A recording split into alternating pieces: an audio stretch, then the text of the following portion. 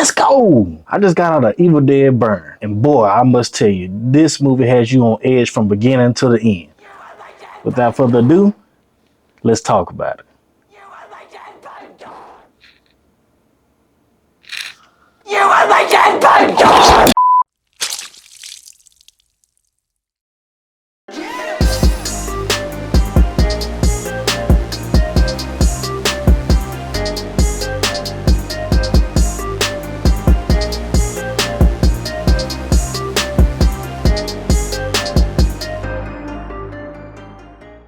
What's going on? It's Trey here, and since you found me, you might as well do me a favor and hit that like and subscribe for more content. And today we're going to be talking about Evil Dead Burn, released in 2026. Evil Dead Burn is the third installment following Evil Dead 2013 and Evil Dead Rise 2023. It's directed by, I believe that says Sébastien Vaniček. If I mispronounced that wrong, I am so sorry. But he is someone that brings his own style and creative decisions to this film, while also staying true to what made this franchise so iconic. So if you're not familiar with the Evil Dead franchise, it started back in the 80s, starring Bruce Campbell and also directed by Sam Raimi. You had Evil Dead 2, Evil Dead Army of Darkness, and I'm missing one other one. If you guys know, let me know in the comments below. But I always been a fan of those films. And when they redid this franchise in 2013, I always been a big fan of it. And me personally, which I believe is one of the greatest remakes in horror here. And my first thoughts going into Evil Dead Burn, I had lowered my expectations. Not because Evil Dead Rise left me disappointed. Don't get me wrong, it wasn't a bad movie. It just wasn't what I was hoping it would be, and I had it too high on the pedestal. So this time around with Evil Dead Burn, I kept my expectations in check. And honestly, I'm glad I did. From the opening scene, this movie starts at about 65-70%, and it just keeps climbing from there. This movie wastes absolutely no time letting you know what kind of experience you in for. The opening sequence immediately establishes the brutality, the horror, the gruesomeness, the atmosphere, and the relentless energy that you're about to be in for. And I remember thinking to myself, if this movie keeps this pace up the entire time, I'm going to enjoy myself. And thankfully, it did. So starting out what worked for me, the visuals and the cinematography in this film. This is easily one of the strongest aspects of this film. The camera work is just phenomenal. The way the camera sways through scenes, the overhead shots, the inverted camera angles, the frantic movement during action sequences, everything feels intentional. Sébastien, man, I hope that's your name, but if it ain't, it's your name today. I'm sorry. But anyway, Sébastien just doesn't point a camera at the violence. He also uses movement to make you feel trapped inside all the chaos. The camera work becomes part of the horror rather than just recording. Even the color grading on this film deserves praise. The deeper reds, the contrast between when there's fire and darkness, and the way blood practically jumps off screen. It all makes the violence hit even harder. Visually, man, this movie nails it. Another thing that works is the tone never lets up. One thing I appreciate about Evil Dead Burn, it commits to its tone from beginning to end. It never tries to be a comedy, it never softens the horror, and it never feels like it apologizes for being brutal. Man, hell, this movie is aggressive, this movie is relentless, this movie is bloody, this movie is off the chain. I mean, straight high-octane horror from beginning to the end. I mean, from 1 minute one thing goes bad, man, it's just a domino effect. Everything gets worse and worse until the end credits. And honestly, my favorite sequences were pretty much any scene involving the character Edgar. From the moment Edgar is in the car during his transformation with Thea and Joseph, all the way to where he just wreaking havoc and hell on everybody in the house looking for the Book of the Dead. Well, the dagger. Man, Edgar was moving like that boy Thanos in this movie. I mean, every scene he was in immediately raised attention. Another part that this movie stands out is the horror, the gore, and practical effects. This is another part where Evil Dead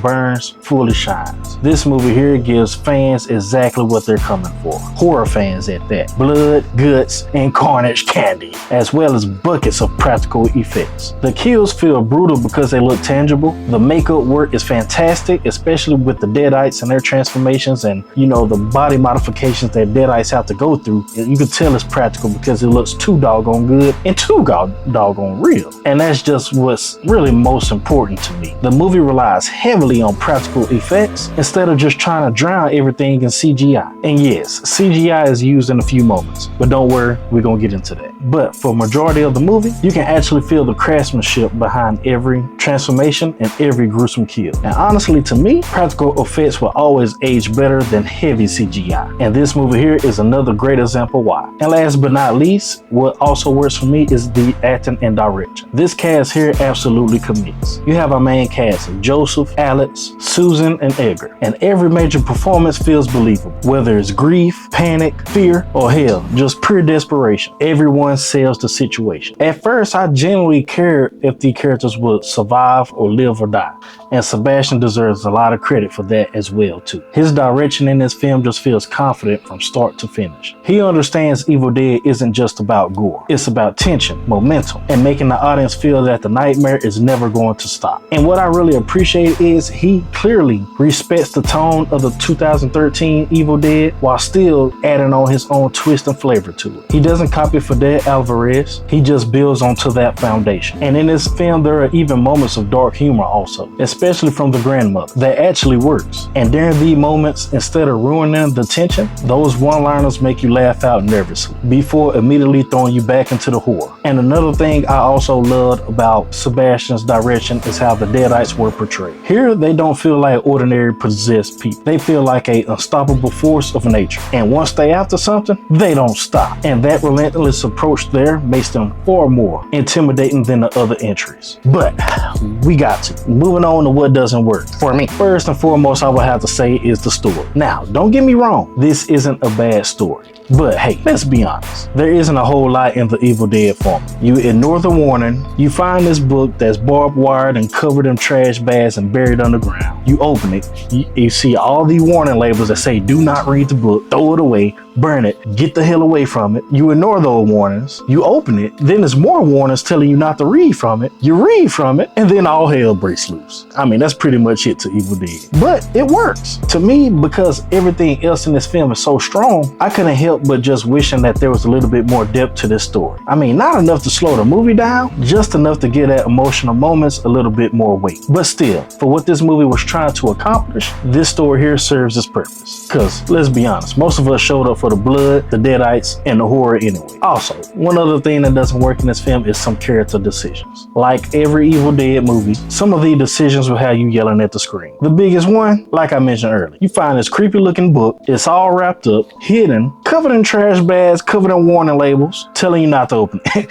And your first thought is, yeah, let me open it. And also on top of opening it, let me read what it tells me not to read. Come on, man. But then again, if these decisions wasn't made, we wouldn't have a movie to be watching. So I guess it serves its purpose.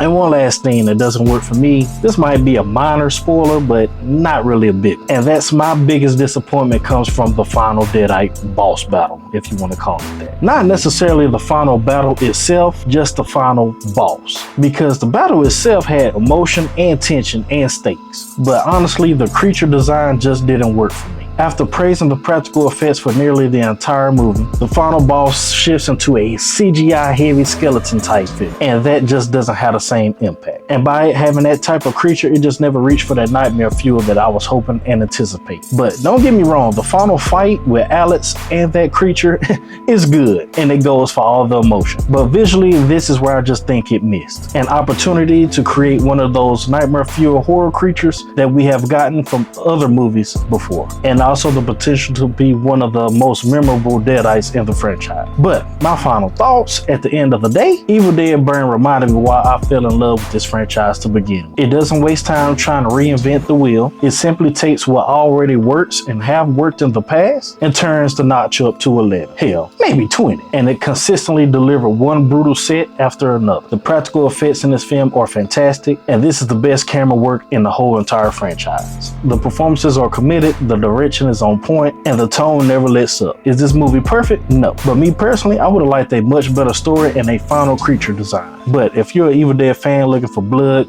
guts, and relentless horror, this is it. So what I will give Evil Dead Burn a rating out of 10 will have to be a 7.5 out of 10. And if this is the direction that the franchise is heading, man, please keep pushing these out. But if you made it to this point in the video, I greatly appreciate you. Let me know in the comments below if you've seen Evil Dead Burn and where does it rank to you in the the franchise. Me personally, I would probably, from all the ones from the 80s to now, it would probably have to rank maybe 2 or 3 for me. But you guys let me know. But be sure to follow for any more movie news, reviews, or anything of that nature, because it's possible. If you've seen it, I've seen it too.